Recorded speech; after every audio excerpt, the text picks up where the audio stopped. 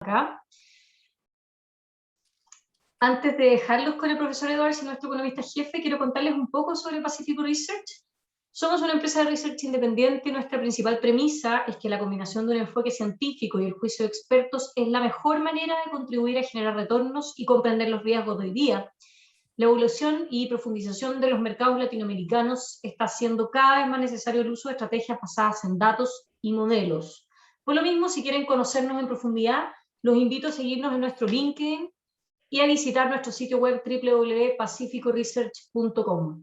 Ahí podrán solicitar un demo de nuestros completos reportes, conocerán también diferentes servicios y se podrán informar sobre la última herramienta que hemos desarrollado, la API Pacífico. Con ella podrán agilizar y robustecer su flujo de datos y así facilitar la automatización de los procesos, accediendo a diferentes fuentes de datos como la Bolsa de Comercio de Santiago, bases de datos estadísticas del Banco Central de Chile, precios de la Superintendencia de Pensiones, entre otras, pero en un solo lugar. También contarán con las valorizaciones y proyecciones de todos los instrumentos que se transan en la bolsa.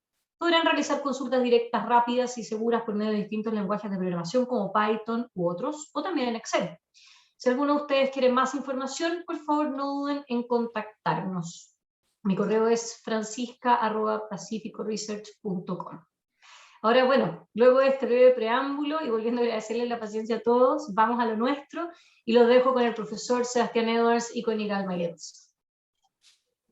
Gracias, Francisca. Hola, Sebastián, bienvenido. Afortunadamente, tú no necesitas introducción, así que no necesitamos usar tiempo en eso, porque todos conocen bien tu trayectoria y te conocen bien a ti. Lo único, quizá uno de los logros importantes de Sebastián Edwards en su carrera ha sido lograr que yo obtenga mi PhD, por lo cual te felicito, Sebastián. Partamos entonces.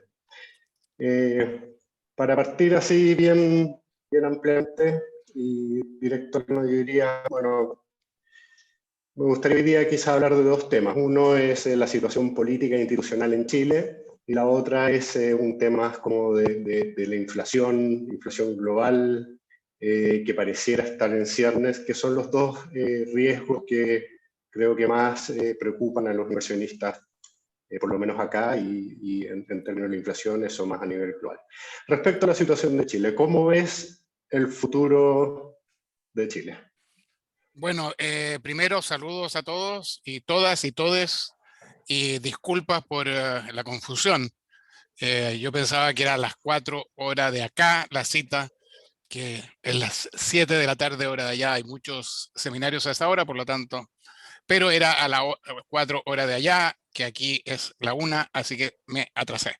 Bueno, Igal pregunta cómo veo la situación de Chile. Hablamos hace unos días con él y yo le recordé, o me recordé, que un profesor de la Universidad de Chicago, donde yo estudié, decía, si uno le preguntan a uno cómo estás o cómo ves el mundo, uno tenía que siempre contestar, ¿quieres una respuesta de una palabra o una respuesta de varias palabras? Entonces mi respuesta de una palabra es cómo veo el futuro de Chile. Lo veo bien, esa es la una palabra. Mi respuesta de varias palabras, no lo veo tan bien. Es decir, lo veo más o menos nomás. ¿Ah? Entonces no es eso, ya más en serio, significa que no creo que estemos en una situación terminal o que vayamos en dirección a Venezuela, ni siquiera a Argentina, pero no tengo mucho optimismo. Creo que la situación política es complicada. Creo que algo que va a ser muy importante es que suceda el domingo, 4 de julio, en la instalación de la Convención Constituyente. Hay un desacuerdo sobre qué es lo que significa, cuáles son los poderes, cuál es el alcance, y eso puede terminar en problemas. Ahora, si uno lee los últimos desarrollos de las últimas horas, ahí a mí me da un poquito más de esperanza. Es decir, en la mañana, cuando a las 6 de la mañana de acá, es decir, 9 de allá, yo leí que como estaba la situación, estaba más pesimista que lo que estoy ahora. Me parece que la idea de una y con esto termino para que sigamos la conversación, pero la idea que ha surgido en las últimas horas, entiendo, de una comisión, perdón, de un reglamento provisorio y de una directiva provisoria también de la convención, pueden ser operativamente positivos, por lo menos evitar un gran tole-tole en los primeros días. Entonces, que alguien más o menos guíe el asunto a buen puerto. Entonces, yo estoy preocupado, pero quiero aclarar que no veo que vayamos a Venezuela. Otra cosa que quiero aclarar, estoy escribiendo un libro para la Universidad de Princeton, y estoy volviendo a la historia de Chile, y entre las cosas que he hecho es analizar la economía de la Unidad Popular. Y tampoco es esto una vuelta a la economía de la Unidad Popular. Es decir, y esto a lo mejor les va a parecer raro o no les va a gustar, pero el programa del compañero Jadwe está más a la derecha que el programa de Tomic del año 70. ¿Ya? Es decir, el cambio que ha habido es absolutamente acorde al cambio de los tiempos. Ahora, significa un cambio muy importante, obviamente, lo que plantea Jadwe con respecto a cómo ha funcionado Chile en los últimos 30, 35, 40 años. Pero si uno lo mira con la perspectiva histórica, preocupado, pero no es ni Argentina, ni Venezuela, ni la Unidad Popular. Y Boric lo pones en ese mismo saco, digamos, junto con Jadwe. No, yo creo, a mí me parece que Boric es otro tipo de fenómeno. Creo que en Boric hay la vehemencia y el entusiasmo de la juventud, y me parece que es una persona bastante o muy talentosa y muy carismática. Y creo que hay mucha más posibilidad de reflexionar e intercambiar ideas con Boric y con su equipo que con Jadwe. Jadwe tiene y su equipo tienen una confusión sobre cómo funciona una economía moderna que es grande, ¿no? No estoy hablando de Ramón López, podemos hablar de Ramón López, a quien conozco bastante bien después, pero hay toda una concepción marxista en el análisis de Jadwe que no está en el análisis de Boric. Ahora, de las cosas que plantea Boric, hay cosas que están equivocadas, como el tema de la matriz productiva, de la cual podemos hablar, pero me parece mucho más interesante Boric. Y Grau, que me dicen que no está tan involucrado, y Claudia Sangüesa, con quien estoy en contacto permanente, la conozco muy bien. Entonces me parece que es una cosa cualitativamente muy diferente. Ya que hacen mención a la historia de Chile, de pronto me da a mí la sensación que estamos repitiendo un poco la historia, aunque tú acabas de decir que no, y por eso todo tiene que profundizar, porque el año 63 para las elecciones ganó Frei con el apoyo de la derecha, y en la derecha bajó a su candidato, que después se volvió a subir, pero sacó nada, por el temor, digamos, que tenía la derecha respecto de lo que podía hacer la Unidad Popular o un presidencialista. Ahora quizás podríamos tener una situación similar, es que termine ganando una persona quizás más de centro o de centro-izquierda, con el apoyo de derecha, y eso podría conducirnos finalmente a, digamos, podría ser la pasada hacia la izquierda, tal como ocurrió en aquella oportunidad, y si terminemos con algo mucho más parecido a la Unidad Popular. No. Entonces, en ese sentido, ¿por qué tú piensas que no vamos a hacer Argentina, que no vamos a hacer Venezuela, que no vamos a hacer la Unidad Popular? No, a ver, vamos por partes. Hay muchas partes de lo que dijiste. La primera es que si no han visto una entrevista que le hizo Moschati a Pablo Longueira, véanla, porque es muy interesante, y ahí plantea una cosa parecida, o dentro del tema de lo que decía Igal recién. Lo que dice Longueira es que Jasna Proboste sería como el preámbulo a Jadwe anyway.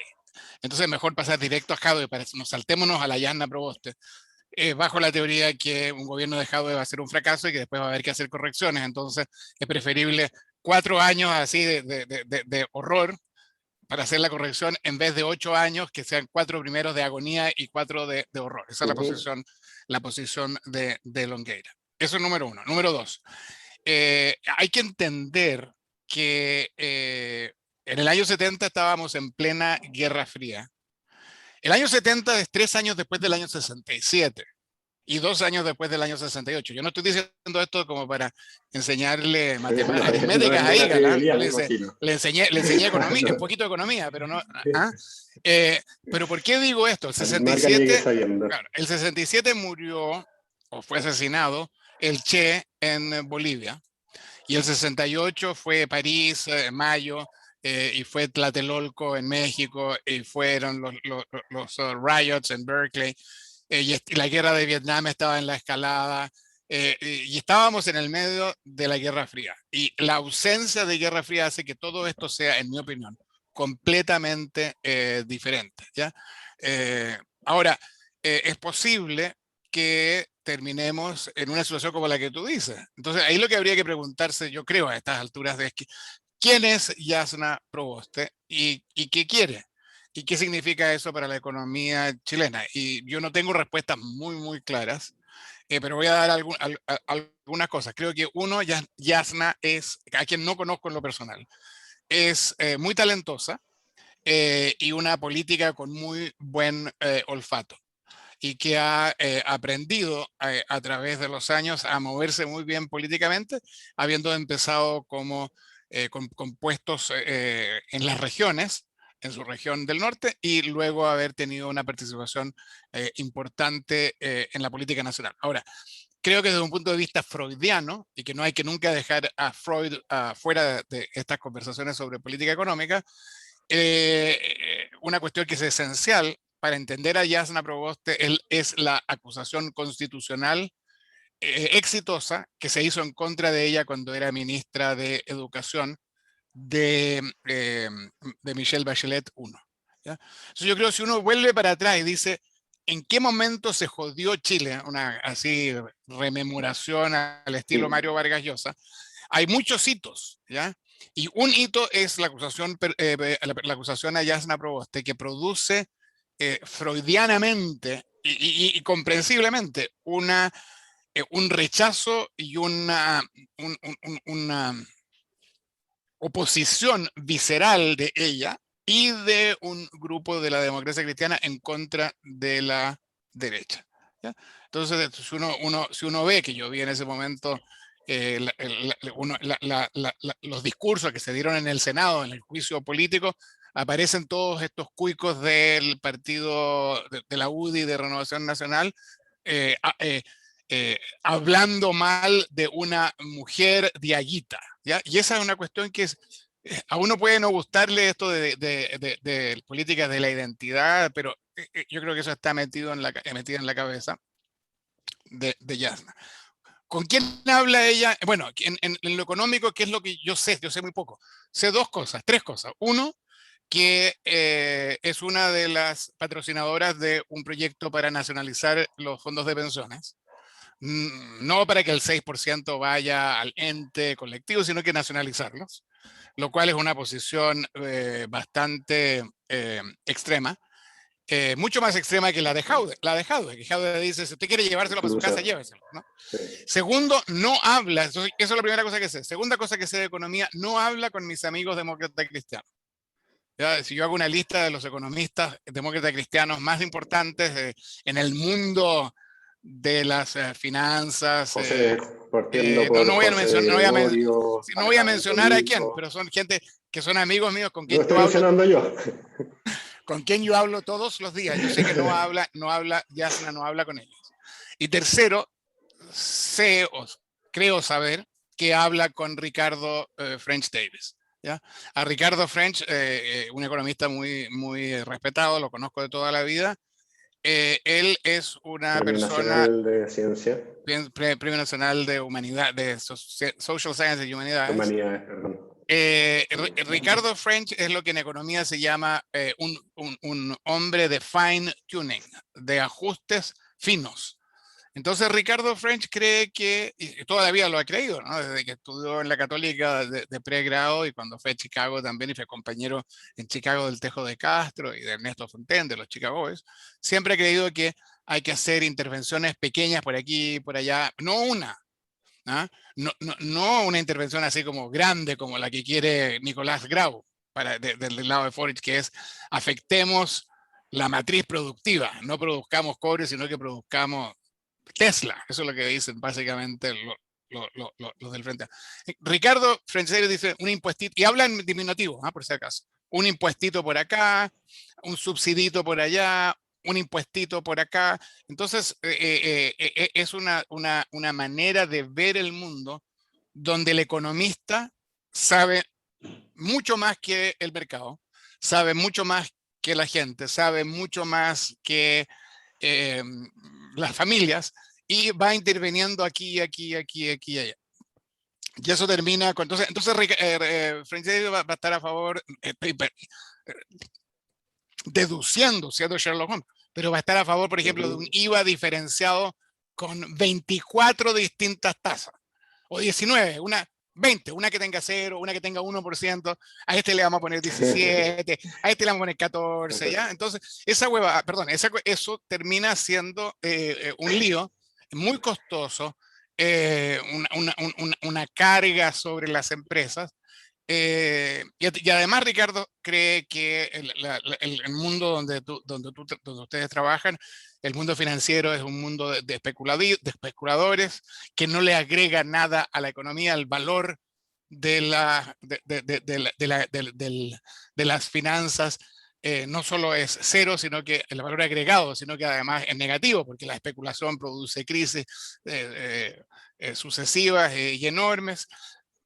Por tanto, eso sería lo que pasaría si sale Jasna Proboste. Ahora, no sabemos. Yo creo que a Lavín puede irle bien en la primera vuelta, pero bueno, eso ya está muy líquido todavía, ¿no? está muy líquido. O sea, la Pamela Giles ya no estamos hablando. Claro. Hace poco era el terror. Y yo creo que tiene que obviamente desmarcarse de la derecha dura, pero Lavín se desmarcó de la derecha dura hace 2 o 3 años, así tampoco le van a seguir diciendo que es traidor o que cambia cada rato, pero no es oportunista. Digamos, tú puedes mostrar los diarios diciendo se declaró bacheletista hace 8 años y se declaró socialdemócrata hace 4 años. No es una cuestión que venga después de la constituyente.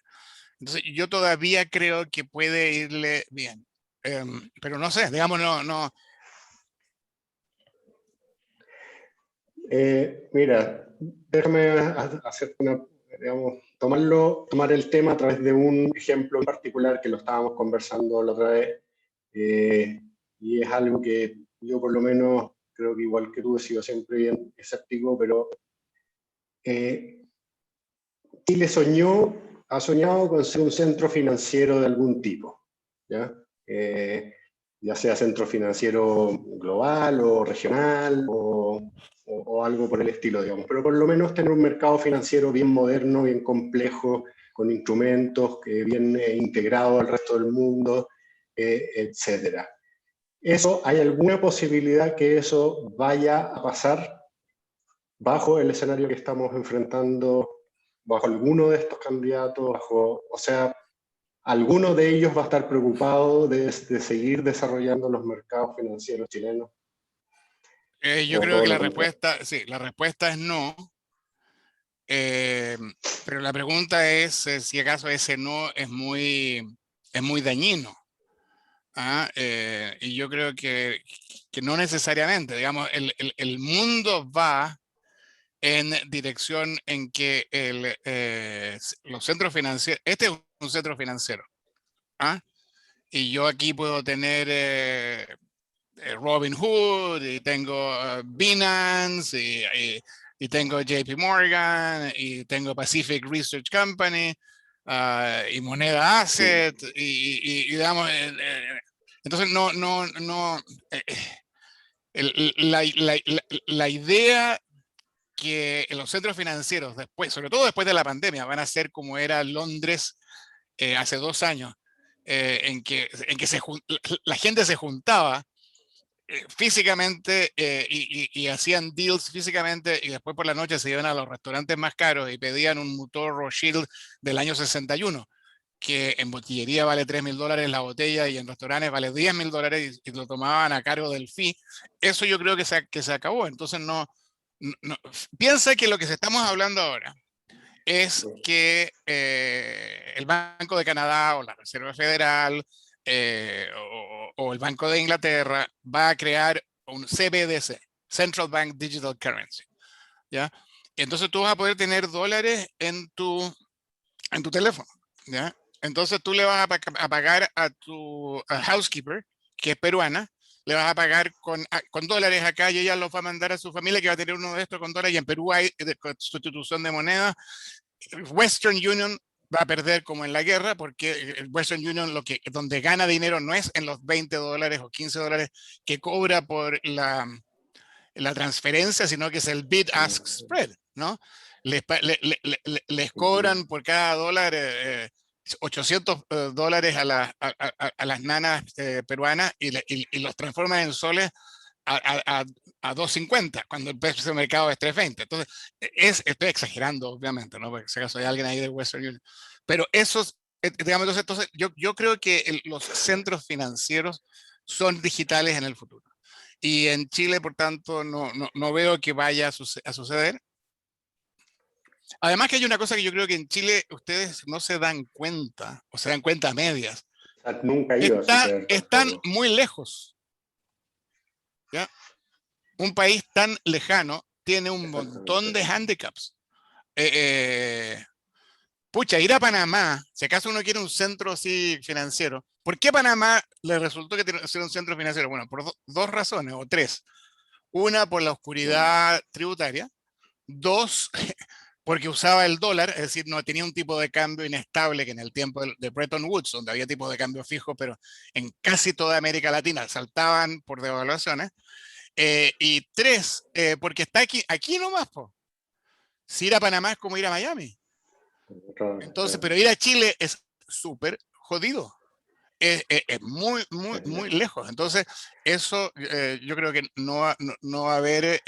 Ahora, habiendo dicho eso, dos compañías con las cuales yo conozco más o menos, Pacific Research, ustedes han tenido éxito en ir a otros países y van a tener, yo creo, mucho más éxito por una cuestión profesional de la calidad de la profesión de ustedes mismos en Chile.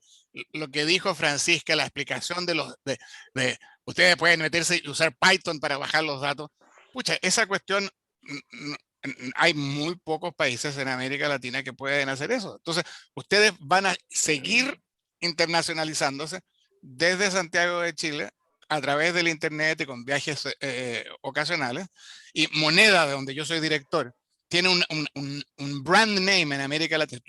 Cada vez que yo hablo con alguien en cualquier parte de América Latina, cuando explico o cuento que soy director de Moneda Asset, cambia la actitud de la gente del sector financiero con respecto a mí. No solo es un profesor de Torre de Marfil, sino que además está en una compañía, en una boutique de lujo, en un país de lujo. Yo creo que eso va a seguir sucediendo, pero sin la necesidad... Vamos a seguir siendo, pero no vamos a perder esa reputación de país de lujo, o quizás asociado a eso. Digamos, si vamos a perder la reputación y tuviésemos un presidente, el próximo presidente, un presidente bueno, ¿ya? Que nos gusta.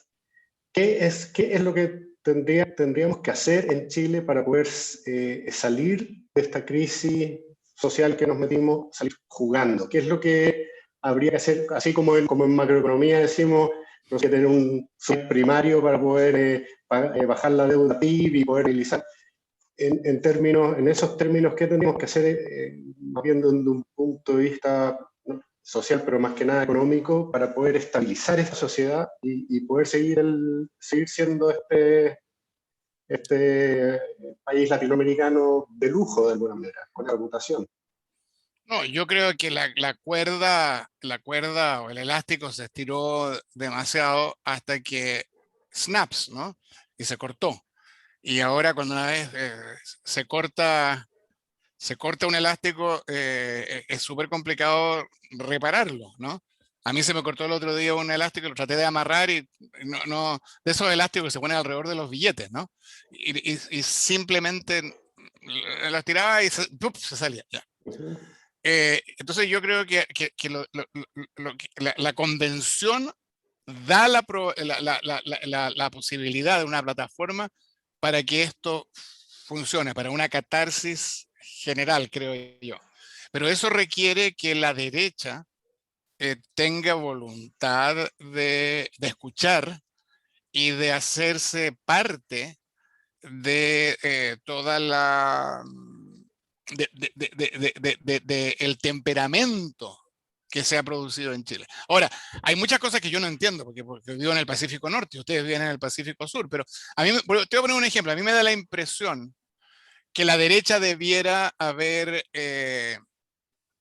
apoyado la idea que esta señora Loncón, Francisca Loncón, que creo que es así el apellido, o Loncón, que es una representante mapuche que se está proponiendo para que presida la Constitución.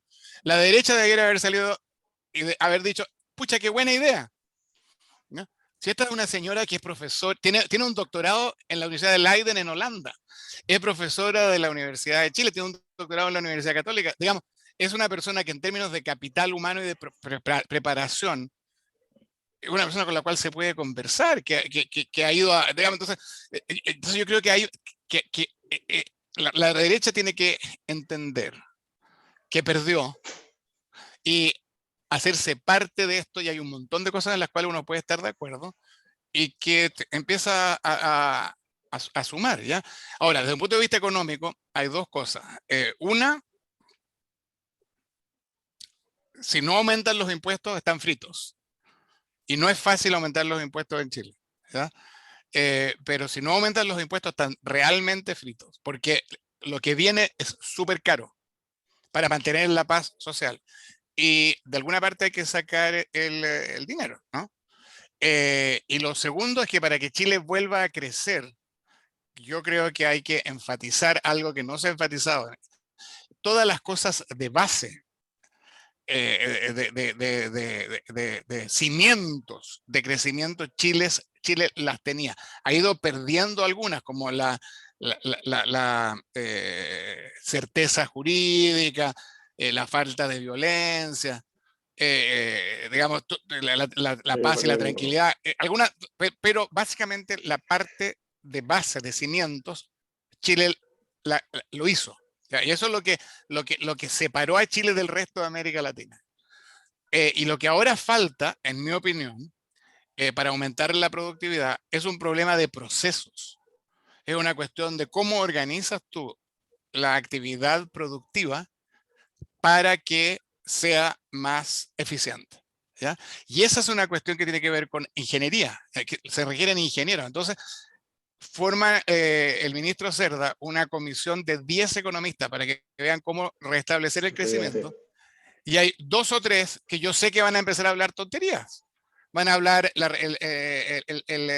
certeza jurídica, las instituciones fuertes, digamos, que son tonterías porque son obvias. Ya no hay que hablar de eso, en mi opinión. Hay que hablar de cómo mejorar los procesos productivos propiamente tal. Y para eso se requieren ingenieros industriales. Ingenieros industriales que hagan ingeniería industrial, no que se vayan al MIT o a donde sea, o a UCLA a sacar un MBA, o sean economistas. Yo le decía a José de Gregorio, yo a ti te quiero mucho, pero no quiero que haya más José de Gregorio que son ingenieros industriales de la Chile, que ganó el premio del mejor ingeniero industrial y después se dedicó a la economía. Si en Chile uno levanta una piedra y aparece un economista, ¿ya? Entonces, lo que necesita son ingenieros, creo yo. Y hay todo un tema bien complicado. Por ejemplo, el tamaño de las empresas. Hay un estudio que no creo que no se ha hecho para Chile en detalle, pero que se hizo en México, en que se te desarma toda la productividad con las empresas muy chicas. Entonces yo no sé cómo se hace para que sean más grandes. Este es un estudio que hizo Santiago Levy, que era el vicepresidente de investigación en el BID sobre México, ¿ya? Y es un estudio que es de primerísimo... Acá se ha hecho, Eduardo Vitrán hizo algo así, creo que fue el que hizo algo así. Ya, entonces, pero También, y ese, las conclusiones muy similares. claro, Mucha dispersión de productividad en una misma industria. exactamente. Entonces oye, porque si uno va a Carosi, si tú vas a Carosi, la manera como se hacen los fideos en Carosi es idéntica como se hacen en Denver, en San Francisco, en Cincinnati, en Bruselas. Son unos robots que hacen fideos. No, ¿ya? Y unos robots de primer nivel. Y a veces Carosi compra el robot más nuevo antes que Fideos Inc. Entonces, pero tú te vas para abajo. Pero justo estamos acá con un problema con el tamaño de las empresas. O sea, estamos diciendo, ¿sabéis que tenemos empresas demasiado grandes, monopolios demasiado grandes, y la pequeña empresa está estrucada y no tiene cómo surgir, y la innovación ocurre a nivel de pequeña empresa, una cosa así. Es como el mito, ¿no? Y que está un poco detrás de el speech de cambiar la matriz productiva y de hacerlo a través de las pymes y ese, digamos, canal que se lo oía Boric sobre todo. Sí, pero es que hay pymes y pymes, ¿no? Digamos, hay pymes... la M, yo creo que sí. La I, pero se necesita un cercoteco, algo. Creo que hay una cosa que se llama, digamos, cómo esos ingenieros industriales macanudos que vamos a formar y que los vamos a mandar a especializarse, pero no al Zurich Institute of Technology donde hacen ciencia. Los vamos a mandar a Georgia Tech, ¿ya? Y los vamos a mandar a la universidad aplicada de no sé dónde, de ingeniería aplicada, que aprendan ciencia o ingeniería aplicada, digamos. Aquí la cuestión es cómo organizas tú, cómo pones el orden, ¿ya? Y después viene la cuestión cultural. Entonces, yo no sé si te acuerdas, fui una de las primeras personas antes de la diputada Vallejo en proponer la semana de 40 horas, ¿ya? Y yo hice una encuesta súper pésima entre mis compañeros. De hecho, cuando trabajaba contigo, mi semana tenía mucho más que 40 horas. Sí, pero me quedaste debiendo, igual me quedaste debiendo, ¿eh? Pero bueno,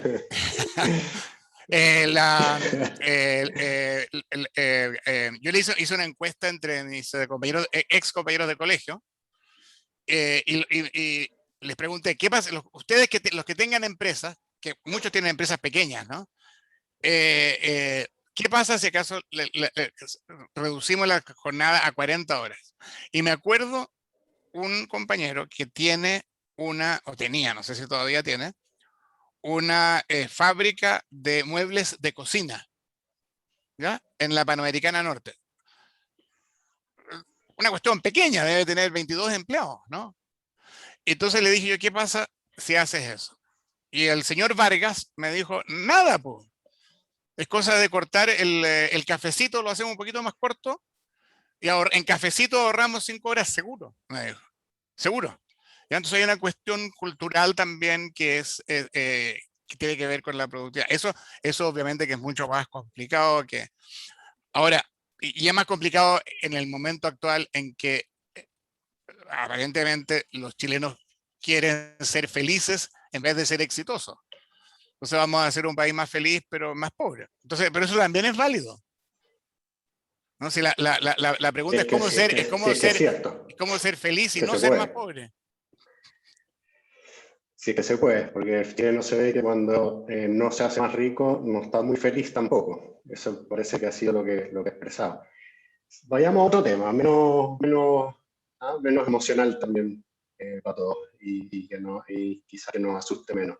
Voy a interrumpir un segundo, Vigal, un segundo. Sí. Es que tenemos algunas preguntas que nos van llegando para que no las ignoren. Ahí en el chat abajo dice pregunta y respuesta. Ya, antes de pasar a otro tema. Vamos a hacer división del trabajo. Claro. Igal las lee, me las pregunta y yo las contesto. Eso. Perdón la interrupción, vuelvo a bajar mi cámara yo. Gracias, Francisca. Déjame antes de hacer esta pregunta, que igual es buena pregunta, sobre la inflación global. Está de vuelta la inflación, No, Porque habíamos dicho, los economistas somos re buenos para como cambiar de paradigma así en cierto sentido, ¿no? Primero era la gran estabilidad. Nunca más va a haber inflación ni volatilidad en los países. Y vino la crisis financiera. Entonces ahora tenemos, the new normal es ahora crecimiento bajo sin inflación. No va a haber nunca más inflación y se acabó la inflación. Y ahora estamos pensando que puede volver inflación. Estamos de vuelta, vamos a entrar en un periodo en que vamos a decir la inflación no se va a acabar nunca, va a ser algo, un poquito de inflación por las políticas que se están implementando y ya, o ni siquiera vamos a ver inflación. Y realmente no es algo que va a ocurrir. bueno, la respuesta es, yo ya tengo suficientes años como que no me importa ni me preocupa decir que no sabemos. Y no solo no sé yo, sino que no sabemos. Pero hay dos campos y yo desde el principio he estado en el grupo de los que creen que sí va a haber inflación. Y ese grupo ha ido ganando terreno. Por ejemplo, hoy día el titular principal del Financial Times, los dos titulares del Financial Times tienen muy importante para Chile. El de arriba, above the fold, es decir, en la parte el doblez del diario en la parte de arriba, es sobre inflación. Y dice, el jefe del Bundesbank le pide al Banco Central Europeo, es decir, a la señora Lagarde, que dejen que eliminen el estímulo por la inflación. Es decir, los alemanes, miedo de la inflación. Esto trae otra cuestión con respecto a Chile que la voy a dejar solo nombrada, que es que los alemanes recuerdan el estrago de la hiperinflación del año 19 y en Chile no recordamos lo horrible del año 74, 75, 73, 74, 75 con 700% y 1000% de inflación. Es decir, si tú le preguntas a un alemán de 35 años, un líder político de 35 años en Alemania sobre la inflación, te va a decir es una cuestión horrible y vamos a evitarla porque golpea especialmente a los trabajadores. Tú le preguntas a Boric, ahora voy a inventar de nuevo como metáfora porque no sé lo que va a decir, pero le preguntas a Boric y te va a decir ese es un cuco de los neoliberales, la inflación no existe. Y nuestra inflación, ahora, 1000% no es lo mismo que 10.000%, pero 1000% it's a lot of inflation, ¿ya? Y nosotros de alguna manera no lo recordamos. En cambio, los alemanes sí. Entonces, el campo de los que si hay inflación está subiendo, la inflación, pero ahí la pelea acá es entre Larry Summers, que es demócrata y que fue secretario del Tesoro de Clinton, contra Paul Krugman, que también es demócrata. Es decir, es una pelea entre gente de izquierda. Ahora a Larry Summers lo están acusando de neoliberal y de todas esas cosas. Yo creo que sí va a haber inflación. Y que no va a ser solo un salto así de una vez y para siempre. Ahora, cuando yo le digo a mi mamá que mi mamá es psicóloga, digamos, ya tiene sus años, pero es psicóloga muy inteligente, educadora, y le digo, hay que diferenciar entre un salto escalonado de los precios de inflación. Me dice, otra tontería de los economistas, me dice. Es la misma cosa, y lo dice en francés, c'est la même chose. Subió a precio, subió a precio. Claro. Pero yo creo que el problema es que se puede, es posible que se desanclen las expectativas y que empiece a haber mayor petición de salarios de parte de los sindicatos o de los trabajadores independientes. Y lo que dice la historia es que cuando eso sucede, si el Banco Central valida esa presión, la inflación empieza a funcionar. Entonces, cuando uno le enseña a los... Si no, pues, pero espérate, si no validan, no sucede. Pero el Banco Central aquí no tiene que validar, si los bancos centrales se adelantaron. ¿Ya? Los depósitos en cuenta corriente subieron de 7 billones a 19, perdón, trillones a 19 trillones. Es decir, en este momento está todo, el dinero está ahí en cuentas corrientes, ¿ya? Y es cosa que la gente los empieza a gastar. Entonces, yo creo que sí hay una posibilidad que haya inflación. Ahora, va a haber inflación como la que hubo en los 60, fines de los 60, 70, hasta que Paul Volcker la terminó en el año 80, subiendo la tasa de interés a, a 18%. Yo no creo, ¿ah? Pero está enredado, porque la Reserva Federal ha dicho, nosotros no tenemos metas de inflación puntuales, tenemos una meta de inflación promedio, queremos un promedio de 2%. Y si sube un poco no nos importa. Entonces le dices tu promedio de cuántos años, y no te dicen. Y hay algún umbral que no les gustaría pasar, no te dicen. Entonces ya, pero ya se empiezan a poner nerviosos, y el aumento de tasas que habían anunciado para el 24 ya lo tienen en el 23. Ahora hay gente que dice va a terminar, este año va a terminar con 5% de inflación. Si este año termina con 5% y 5,5%, la Reserva Federal yo creo que va a adelantar por lo menos en 6 meses la suba de tasa. Y ahí viene, ahora la otra pregunta es ¿qué pasa con la curva de rendimiento? ¿Qué va a pasar con la nota de 10 años? Es verdad que la nota, el retorno del bono de 10 años, la nota para ser más preciso, sigue estando bajo, a pesar de que está a 1,60, 1,70, pero la curva de rendimiento está súper empinada porque está en cero la tasa de 3 meses y casi cero la de 2 años. Claro. Mira, acá una pregunta que nos mandan, que te manda a ti, por supuesto, que habla un poco de lo que tú estabas hablando antes del cambio de mentalidad, ¿ya? Y que nos agrandamos un poco y no nos vemos realmente en nuestra dimensión. Y esta persona dice que, Pedro Iriberri, dice que un amigo le decía que Chile sale una vez al mes, a lo más, en el Financial Times o el Wall Street Journal. No, eso es verdad. O sea que Digamos, oye, si yo le pregunto digamos, tú tienes un doctorado de UCLA y trabajaste conmigo y estudiaste conmigo. Es decir, no te tengo que convencer a ti que UCLA es una gran universidad, pero está entre las 10 primeras del mundo, no de aquí de California, del mundo. Entonces, una gran universidad. Si yo le pregunto, le hablo de Chile a un colega mío, escogido al azar, digamos, de sociología o de ingeniería o de medicina, para ellos Chile es un espacio de este tamaño en la botillería, ¿ya? Al lado de los vinos de Nueva Zelanda y al lado de los de Sudáfrica. Digamos, si tú les hablas de Chile, el de Political Science piensa en Pinochet inmediatamente, ¿ya? En Pinochet, las torturas, la dictadura, porque esa es su formación profesional. Pero tú tomas un tipo de ingeniería, o cuando yo le hablo a mi médico, me pregunta siempre, ¿de dónde eras tú? Porque una vez, por suerte todavía estoy de buena salud, voy una vez por año. ¿Eres de Argentina? Me pregunta. Entonces yo le digo, no, soy de Chile. Ah, very good wine. Entonces, la verdad es que Chile no existe. Nos hemos agrandado, pero déjame una cosa que es interesante. Nos hemos agrandado en la siguiente manera que es bien interesante.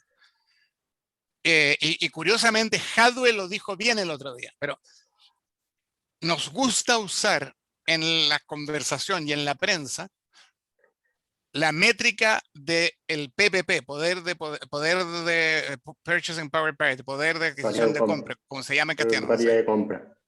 Que dice que tenemos $25,000 de ingreso. Pero si usamos el tipo de cambio, tenemos $13,000 de ingreso, ¿ya? Entonces, con esta noción que tenemos 25,000, ahora, si uno mira Portugal, ellos tienen 27 en las dos medidas, ¿ya? Porque como tienen el euro y el euro, ¿ya? Entonces, nosotros pensamos que estamos, si usamos esa métrica, estamos así tanto de Portugal. Y ahí viene el problema político, porque, porque hasta mi mamá me dice, oye, esto tenemos 25 por persona, ¿y dónde están los que me faltan a mí? Porque ella hace el cálculo de su pensión de la AFP y dice, chuta, alguien se está quedando con... Entonces yo le digo, no, si tenemos solo 13,000. Claro. Entonces me dice, ¿cómo? Si no, leí en el diario, me muestra, viste, tenemos 25. ¿Cómo que 13? Entonces hay un agrandamiento que además está en el discurso, 100%. En el discurso más casi erudito, ¿no? En que, y eso ha creado un montón de problemas, creo yo. La otra vez yo miraba los datos y Chile, el gobierno de Chile gasta 250.000 pesos por persona al mes. Mientras que los países que siempre se salen en la lista, ¿no? Alemania, Nueva Zelanda, Dinamarca, es 7 veces más a lo menos. Entonces, lo que yo no he visto es que nos preguntemos cómo hacemos un país socialdemócrata a lo pobre. Como Es que no que se lo que tú puede. dices, queremos Porque saltar ahí, a Portugal de una, queremos saltar a Portugal porque ya tenemos esa plata y ya está. Pero en verdad cuando tú lo ves, y subieran los impuestos al doble, vamos a estar vamos a estar acercándonos a Uruguay.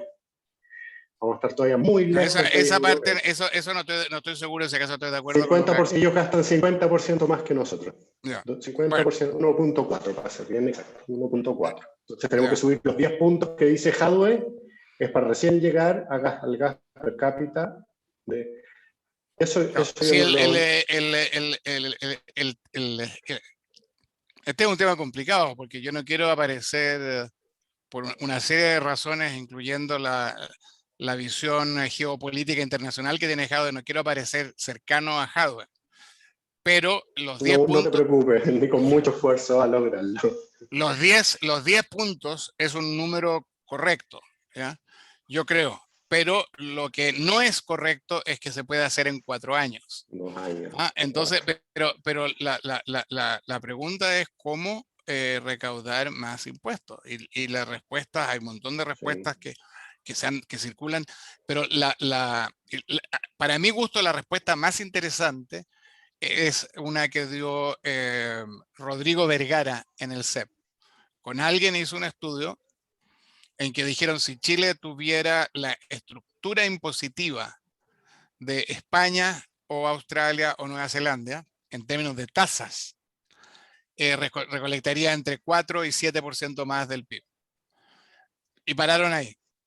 Lo que no dijeron es que esas estructuras lo que hacen es que le cobran un montón de impuestos al ingreso a la gente de clase media, que en Chile están exentos o pagan muy poco. Entonces, los impuestos, la recaudación de Y que impuestos es... volviendo a lo mismo, lo que es clase media acá, igual es gente que no tiene tanta plata, digamos, o sea, que se le Exacto. va a ir a cobrar los impuestos, Entonces, tampoco es... por eso creo yo que es inevitable subir mucho, mucho, casi al doble, las contribuciones a las pensiones, porque es el único impuesto que se disfraza fácilmente de una huevada que no es impuesto, que le llama contribución. Y es el único impuesto que hay en Chile que está earmarked, tiene destino. Las cotizaciones. Las contribuciones eso, las cotizaciones. Las cotizaciones. Entonces tú le dices, vamos a Perfecto. cobrarle 18%, que es lo que dice Jadwe, que es casi el doble, ¿no?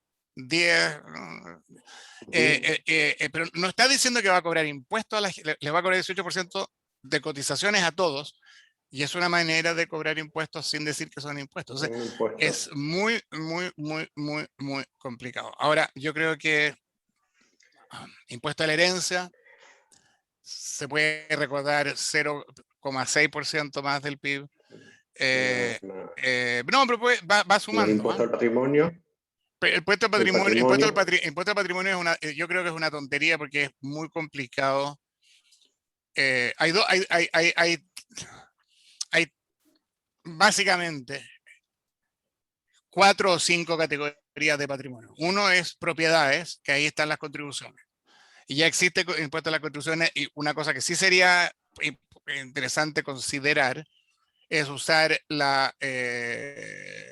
el valor comercial en vez del valor, el avalúo fiscal. ¿Ya? Acá que tenemos un pésimo sistema de impuesto a la propiedad, el impuesto a la propiedad es sobre el valor comercial de la última transacción. Entonces, como yo me cambié de casa recién, pago un dineral. Pero tengo un amigo chileno... Sobre el precio de compra. Porque yo lo compré la casa hace 3 años. ¿Y eso queda fijado hasta la próxima transacción? No puede subir más de 1% por la proposición 13, que es la proposición 13 que se hizo en los años 70, que es lo que lanza Reaganomics, la política de Reagan, ¿no? Entonces nosotros tenemos democracia directa en California. Un grupo de ciudadanos puede proponer una ley y se hace un plebiscito. Cada 2 años tenemos plebiscitos, se llaman proposiciones. Yo he participado en ese proceso. Hicimos una proposición y perdimos. El decano de la Escuela de Negocios de Berkeley y yo hicimos una propuesta y perdimos. Hace como 15 años atrás, ¿no? Pero, entonces, esa es una posibilidad. Pero el impuesto al patrimonio tiene, para terminar, propiedades, patrimonio financiero, que en Chile yo creo que se puede mejorar mucho los impuestos a eso. Después hay arte y otras cosas. Y el impuesto, ¿cómo valoras las colecciones de arte? ¿Tú qué coleccionas arte? ¿Tú crees que puede venir un inspector a tu No casa son valorables. todos los No años? son valorables. Entonces Cada el impuesto, si lo cobras al más final, difícil que la joya. claro, las joyas tienen que trajinarte el cajón, pues, bueno. Tienen que meterse al cajón donde uno tiene la ropa interior. O sea, yo tengo las joyas que yo uso son unos relojes macanudos y unas colleras que no las uso nunca, pero las tengo con la ropa interior. Entonces, ¿te imaginas un inspector revolviendo la ropa interior? No, todos los años, para ver si acaso vendiste el reloj o a lo mejor era un reloj que tenía valor de colección y ahora no. Cuando tú te mueres, Sí, no, oye, cuando te mueres, la herencia. los herederos quieren que se valore a mercado, porque si no se hacen trampa unos con otros. El incentivo es que venga Los herederos van directo al cajón de los calzoncillos, eso seguro. Y ahí los necesitan valorar. Fíjate que yo estuve, con ese Ahí libro lo que estoy necesitan escribiendo, estuve leyendo El Ladrillo. El Ladrillo es el libro que prepararon los Chicago Boys el año 73 y que fue la base de la primera parte de la revolución económica de los Chicago Boys. Y tienen ahí en la parte impositiva, tienen una propuesta de un impuesto a la herencia mucho más alto. No dicen qué tasa, pero dicen mucho más alto, pero pagadero en un plazo muy largo, en cuotas, ajustable. Entonces dicen, porque el problema es que muchas de esas herencias son pymes, lo que decías tú, es decir, si una hermana y 2 hermanos heredan una ferretería, y esa herencia que vale, digamos, $5 millones, si los obligas a venderla para pagar el impuesto, esto es malo para el país. Pero entonces dice, no, les das tiempo, les das 25 años que paguen el impuesto con 25 años. Y eso lo propone Sergio de Castro. No es una idea de algún loco de izquierda. Entonces, estos son el tipo de cosas que yo creo que hay que pensar. Pero volviendo a qué es lo que nos va a dar paz social, si no se recolectan suficientes impuestos, va a ser bien complicado, creo yo. Y en términos de gasto, ¿dónde tenemos que gastarlo? La educación es un tema que está totalmente ausente de toda esta discusión. Y creo que, así como yo decía, 250.000 pesos per cápita, también el capital humano per cápita que tenemos para administrar un Estado, un buen Estado, como los estados socialdemócratas, digamos, que son exitosos, no socialdemócratas, porque Estados Unidos no es una socialdemócrata, tiene un Estado bastante grande y a veces operativo, a veces menos.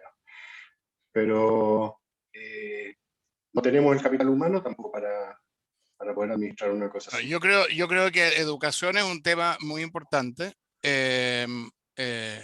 Descentralización, de verdad, es un tema muy importante. Se habla mucho de descentralización, pero no veo yo que se aterrice. Ahora, a lo mejor no se puede, pero no veo, por ejemplo, que se conecte 2 temas que aparecen todos los días en los diarios: el déficit habitacional y la descentralización. Y yo no veo que se diga, bueno, vamos a construir no sé cuántas miles de casas, pero van a estar en las provincias. Y le vamos a dar un incentivo a las empresas que pongan su próximo robot para hacer fideo o Pacific Research, que trabaja por el internet, que se ubique en Puerto Varas o en Talca no, porque hay mucho COVID, pues dicen. pero uno de nuestros socios vive en Puerto Varas. Ya, Está ubicado. y la tercera cosa que yo creo de donde se podría gastar, que tiene un componente, por lo menos en el corto plazo, tiene un componente keynesiano y tiene de infraestructura y tiene un componente social, es en, yo odio hablar en inglés, de hacer frases en inglés, pero amenities, es decir, parques, canchas, En plazas espacios públicos para... espacios públicos en los barrios pobres, ¿ya? Digamos, Perfecto. ese tiene un componente keynesiano, porque es public works, y tiene un componente del petitorio detrás del estallido, que es esto de la dignidad, de la igualdad horizontal, del no ser tratado Ujú. mal, de la segregación, Me acuerdo que era un proyecto y en el Banco Mundial. las tres comunas, digamos, ¿Puede todo ser o eso. no? ¿Ah?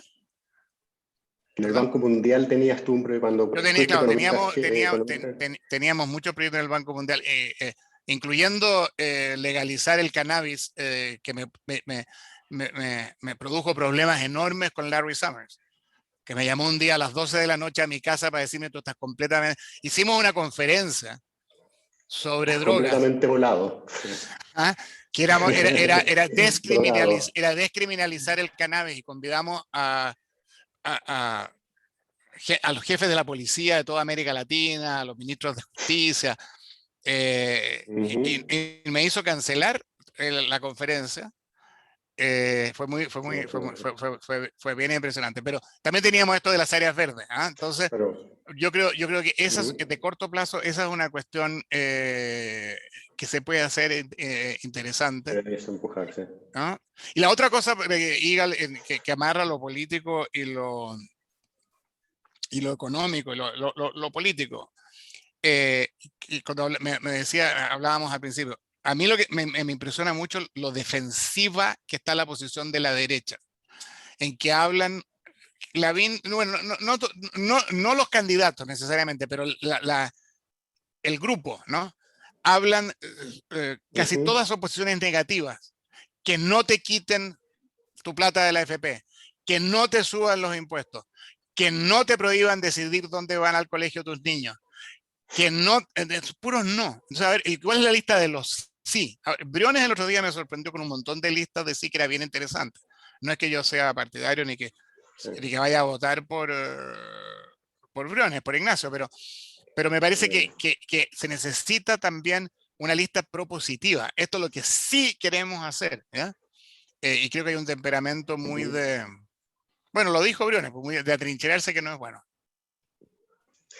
Mira, ya estamos para abusar un poquito de tu tiempo porque, y de la audiencia, porque el attention span se empieza. Este libro, mira, yo lo compré en español, ¿ah? Crisis, para poder también Sí, compartirlo, el de de Jared Jared, sí. Diamond, que de hecho te cita a ti como un amigo, o sea, te pone en los agradecimientos, pero además te cita como un amigo del departamento de economía acá en UCLA, porque el profesor Jared Diamond es profesor allá en UCLA, en ciencias, ¿no? En el departamento de No, ciencias. oye, en Un geografía. geógrafo, claro. Él pone una lista, es un libro que pienso que en estas circunstancias en Chile está muy bueno para leérselo porque digamos, te ayuda a ordenar varias cosas. Una lista como de 12 puntos que deben, requisitos para que una sociedad en tiempos de crisis pueda reflexionar, pueda generar algo nuevo y salir adelante. Y él pone ejemplos positivos como el ejemplo de Finlandia, digamos, después de la Segunda Guerra Mundial, que quedó atrapada entre la Unión Soviética y los aliados, y ejemplos menos exitosos como Indonesia. ¿Dónde estamos nosotros? ¿Tú crees que estamos cumpliendo los requisitos como sociedad para poder armar algo, por muy doloroso que sea, ¿no? A veces estos cambios son dolorosos y uno puede decir, mira, así es como los países avanzan y así como cambian. ¿Estamos en esa o todavía nos falta terapia?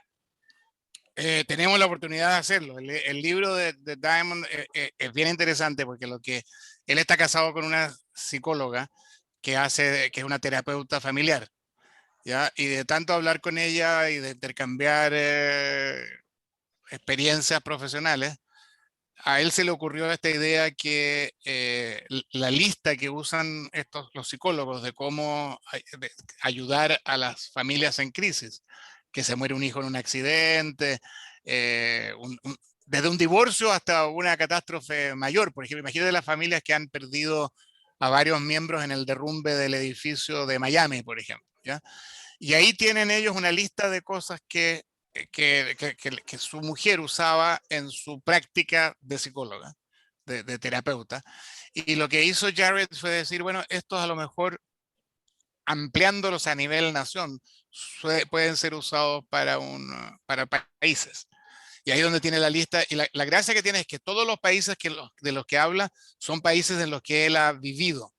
Entonces le dije yo, ¿cuándo viviste en Chile, weón? Y no, me dijo, sí, estuve 3 meses en el centro de investigación ahí en Reñaca, donde a la jibia... En los 60. En los early 60s, claro. Porque él es fisiólogo de formación inicial, ¿no? Entonces estudiaba la jibia, que ahí están las mejores jibias del mundo para estudiar en el Montemar, se llama ese centro de investigación. Y él estuvo 3 meses ahí disecando jibias, no sé lo que hacen los fisiólogos con las jibias, pero... y yo creo que Chile, lo que hablábamos antes, ¿no? Chile tiene una gran oportunidad de entrar en esta terapia y esta catarsis. Pero la lista, como decías tú, es mucho más larga. Necesitas gente con quien hablar, necesitas apoyo de la familia. Es interesante, por ejemplo, que el PNUD vaya a darle albergue o vaya a pagar el hotel de los convencionales de provincias que llegan el domingo, ¿ya? Entonces ahí tienes tú como una cosa como apoyo por fuera, alguien con quien puedes hablar. Entonces yo creo que tenemos la oportunidad, pero podemos farrearnos esa oportunidad y ojalá que no suceda. Está muy interesante el artículo de hoy, la columna de hoy, con esto termino, de Agustín Esquela en el Mostrador. Es muy interesante porque se coloca como bisagra, ¿ya? Entre los él ha estado participando en los autoconvocados, él va, ¿eh? Cuando los autoconvocados se autoconvocan, Agustín participa. Pero no tiene la actitud de nosotros somos los súper soberanos y vamos a hacer lo que queremos. Ahora, la pregunta es si lo van a pasar a llevar o si su posición va a tener más peso, más gravitas.